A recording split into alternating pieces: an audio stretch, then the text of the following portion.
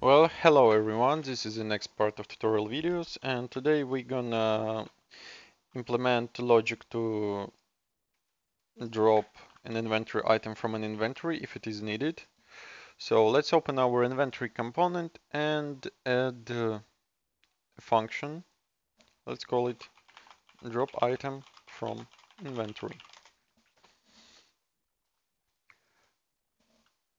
An input as an item of type BC container item.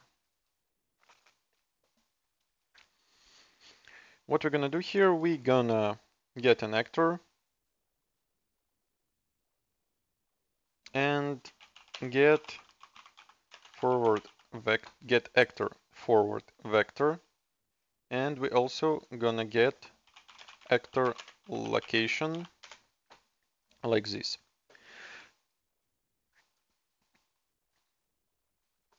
So what we have to do here is we're gonna add some value to an actor, so an item will be dropped in front of an actor at some distance, and let's multiply actor location to some float value. This is going to be distance of a drop. Oh, not this one is going to be distance of a drop. So we're getting actor forward vector, multiplying it on some float value. Convert this one back to a vector. I'm sorry. So this float is going to be a distance of a drop. Let's make it 200 and add this vector to get actor location plus this. And well, now we want to, so our landscape is not plane in most cases. So we have to be able to define at which z value we have to drop our item. So we need to do a line trace. So we're doing a line trace by channel. And start is gonna be this actor location plus something plus, for example, 200 on the axis start and minus, for example, 10,000 on z as end. We're tracing visibility channel, and also we have to check if there is nothing in front of our actor. I mean, we need to do that because, for example, if a character stays very close to a wall and drops an item, then it should not be dropped here. So if there is an obstacle between character and the place, then we should not be able to drop something here. So how we gonna do that? We gonna do one more line trace. So this is gonna be a vertical line trace. Let's add a sequence. So this is gonna be a first line trace to define a location, a desired location of a drop. And next is gonna be a validation line trace. Let's do it like line trace by channel. And a start location is gonna be character get actor location as a start. Next we're gonna get forward vector multiplied by drop distance value. Let's promote this value to a variable, and call it drop distance, and let's make it for 200 by default and make it private, and let's connect it here, and here it is already connected. So this is gonna be an end trace channel. Well, this return value, let's promote it to a local variable and let's call it valid drop location. no, let's call it local is drop location valid. Or maybe we should trace and not to a forward vector, because for example there can be a log here and we still can drop something to the bottom, but for a wall it doesn't work. So we have to trace from actual location to a place where to a desired location of a drop. So here on the first line trace we're checking if it was a hit. And if it was, we're breaking a hit result, get an impact point and promoting it to a local variable called local desired drop location.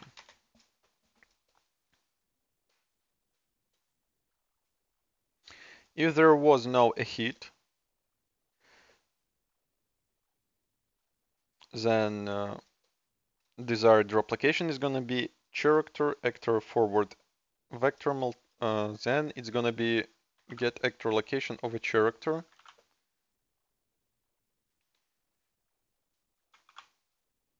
If false, do it like this. Okay. Oops, and we have to connect character to get actor location.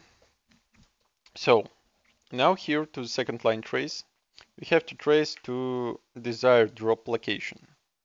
Well, let's delete it. Maybe we don't need this. Let's check. If it was a hit, then we have to drop an item.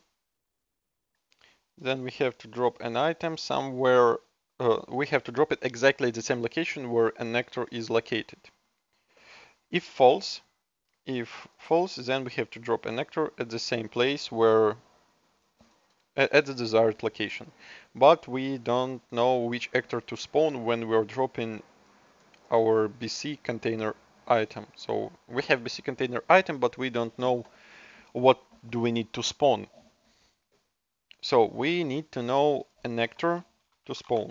Actor to spawn of type actor, and it's gonna be not an object reference but a class reference because it's not created object yet. We just need to know its type. So we are adding this into our BC container item, make it instance editable, exposed on spawn, private, replicated, none. No, it's not changed, so I don't think that it has to be replicated. Well, and let's create function called get actor to spawn, remove rotations, they are not needed. And instead of returning the dimensions, we're gonna return actor to spawn of type actor class reference. Compile and save. Now let's open our test actors, for example, Apple, and actor to spawn in this case is gonna be the same class of this as this actor has. So it's gonna be BP test inventory actor, and for cabbage it's gonna be BP test inventory actor 1. Okay, so now let's go back to our inventory system, and now we know where to spawn. So we can remove this branch, and depending on return value we can select a vector. If there was a hit, then it's gonna be a character actor location. If it was a hit, it should be a character actor location. If there was no hit, then we're using desired drop location. Okay, and what do we need to do? We need to call spawn actor from class.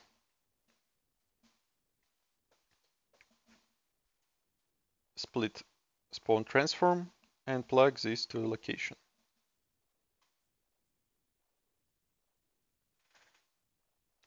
Like this.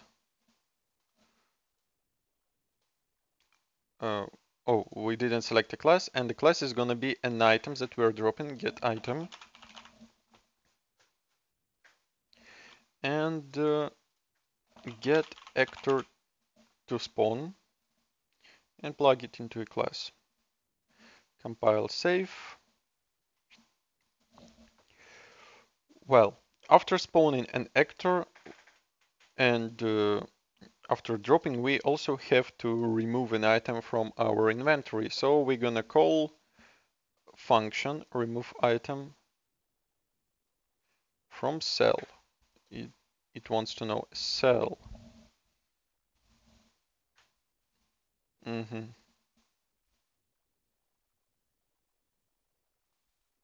But what if we don't know a cell?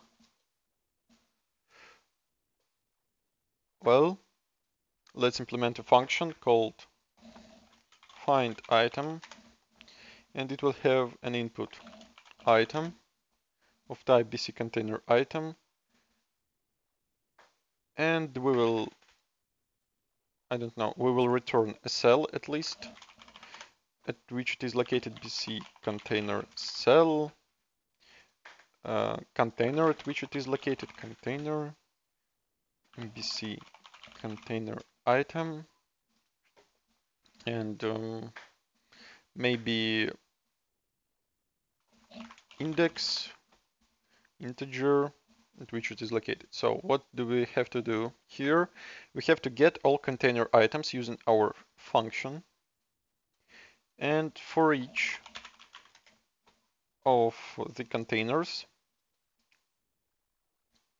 we have to get rows, and for each of the rows we have to break them, and we have cells. And for each of the cells we have to get items and check if they contain. So we're gonna check contains this item. Get item. So what we're doing here, we're getting all items that are containers in our inventory, looping through them. For each of them we're getting rows, looping through each row, and each row has cells. For each cells we're checking if cell contains a needed item. So if result is true, also let's add an output result of type boolean. So if we found this, then cell goes to cell, container goes to container,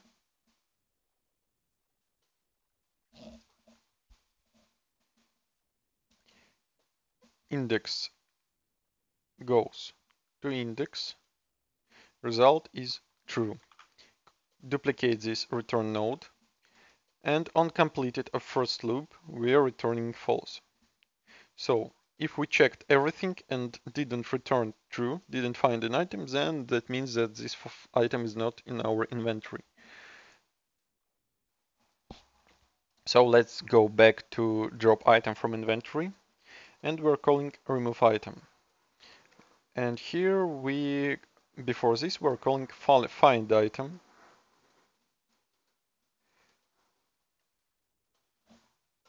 get item,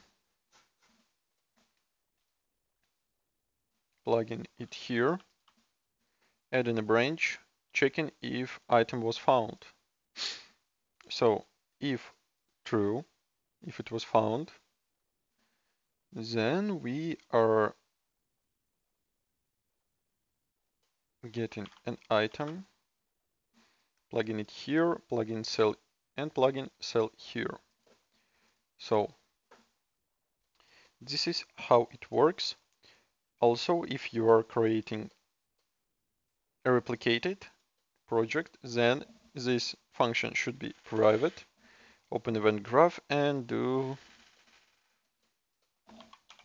and create events, custom event, drop item, which will need an item as an input, duplicate it and call and name next event server drop item.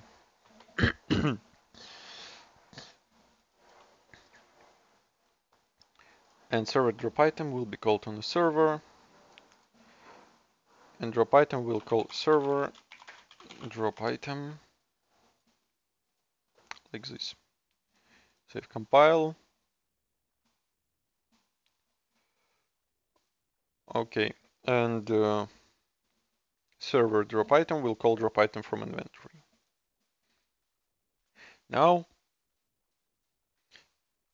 for test purposes, let's add possibility to drop an item. Also, server drop item should be private. So let's open our widget for an inventory, is this one, and open a graph. And override on drop. So what we're gonna do here, we're gonna cast an operation to our BP drag drop container item. We're gonna get an item from this operation. And we're gonna get an inventory system and call drop item.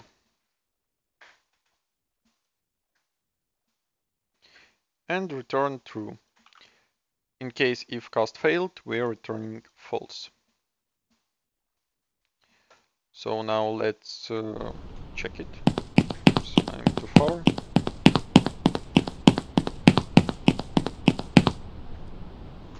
So we have a cabbage.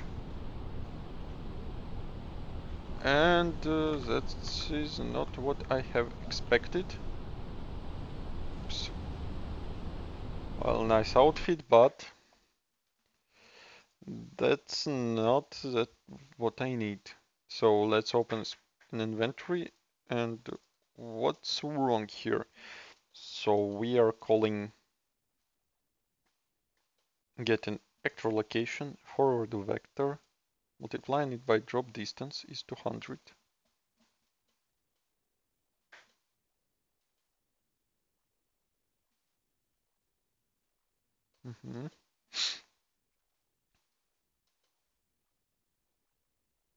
Well, let's draw for the debug line trace.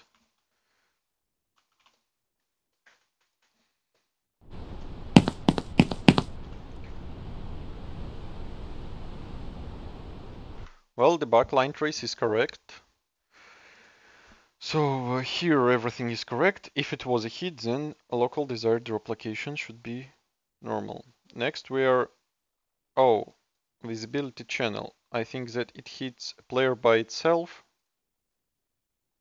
Let's check it. Oops.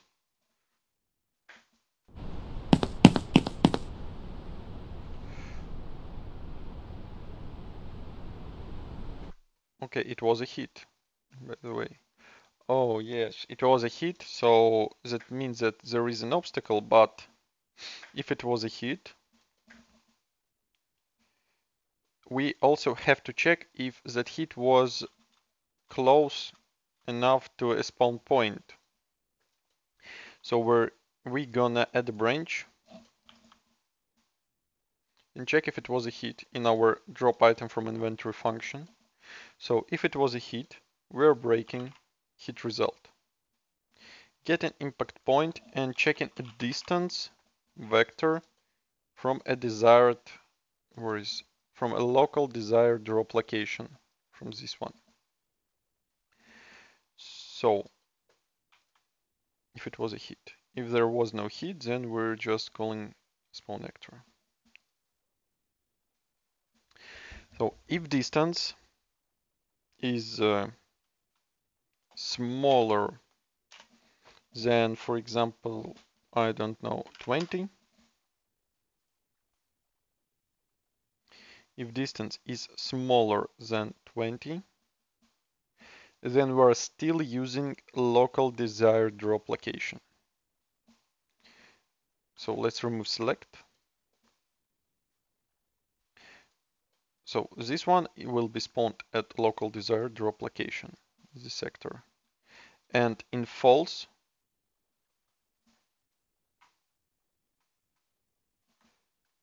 here, we're gonna spawn this actor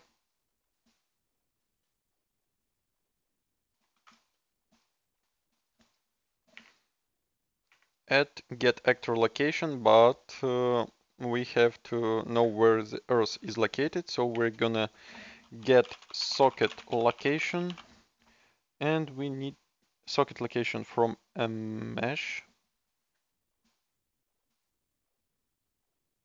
Yes, we're gonna get a socket location from a mesh.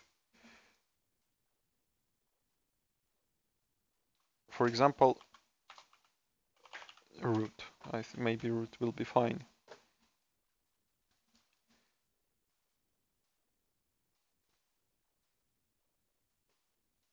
And this is gonna be called at false, and in any case, we're next going to find item.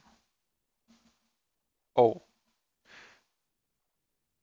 well, it will work like a dupe logic because it will spawn us an items even if an item is not in our inventory. So find item, and this check should be done before spawning actors. Well, it's a little bit messy. Let me think a little bit how we can make it cleaner.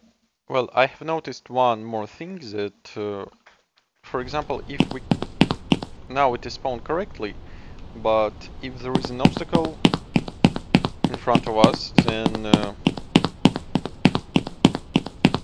it is spawned under Alex, and it's not very good. Also, we have to implement a logic like we can, if we are in a very small room where we cannot spawn an item on the right or on the left or on the back. And so I think that a normal variant will be to not even spawn an item if this condition is false. So only if it is true, then we are going to spawn an item. So remove this second spawn actor, and we have to deal with find item. So let's cut it from here, and it should be before spawn actor. Let's disconnect this and disconnect this. So we have to find item, and only if it was found in our inventory, then we can drop it like this. Now we are going, if there was no hit, then we're going to find item. Okay, and connect it like this. So, okay, now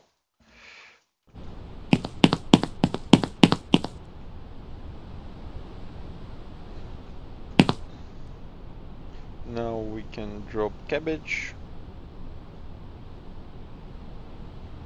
and apple, and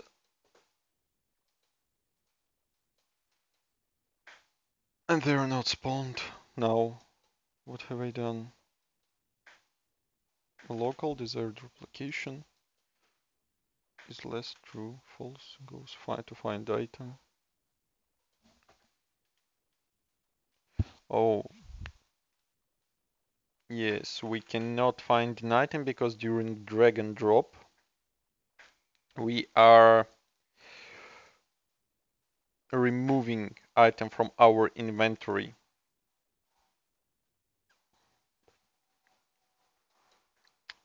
That's a problem. That's a problem. So this find item never returns us anything.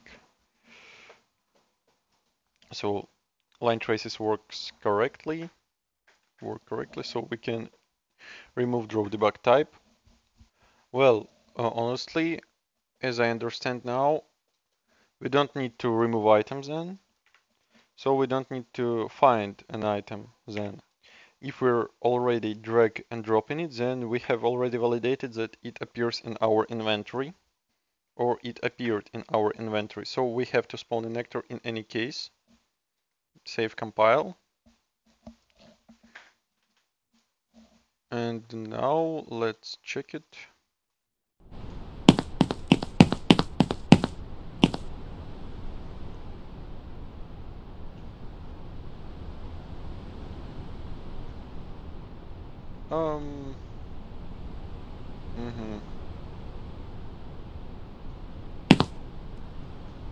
So one more thing that we can do.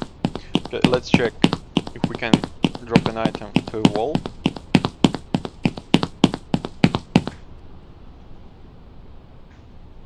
No, we can't. Item is not dropped, but it's still removed from our inventory. And in case of that, so in this false, we have to call add item to inventory. Where is it? Add item. Add item to inventory. In case of false, we don't know a cell. We're gonna call can add item to inventory. And then if it was true, then we're gonna add this item, can add item to inventory, get item at index.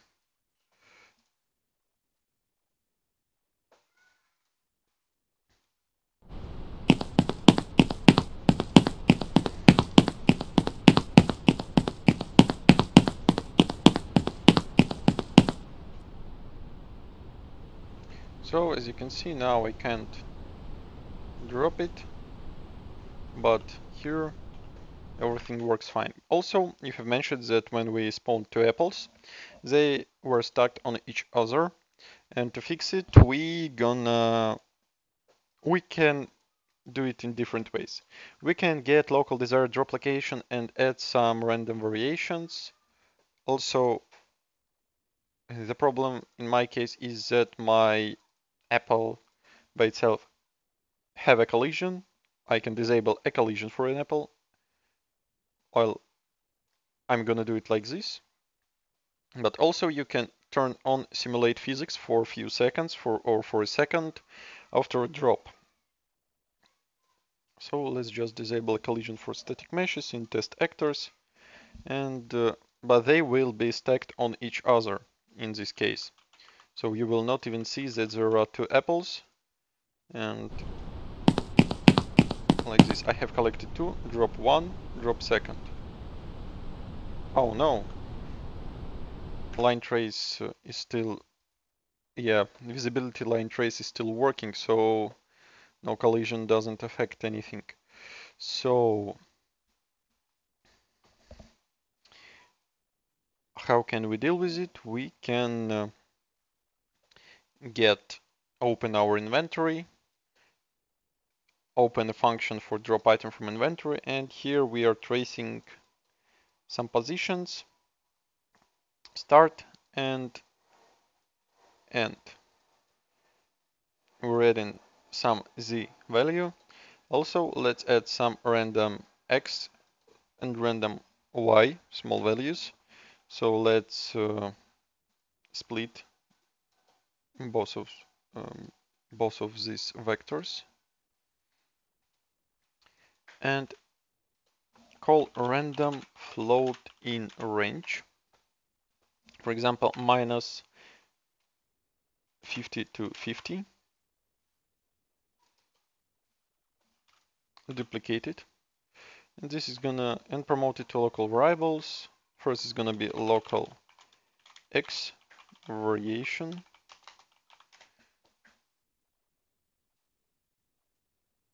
And the same for local y variation. then we're doing line trace, and here we're getting local X, local Y, and the same for here, local X and local Y. Compile and save.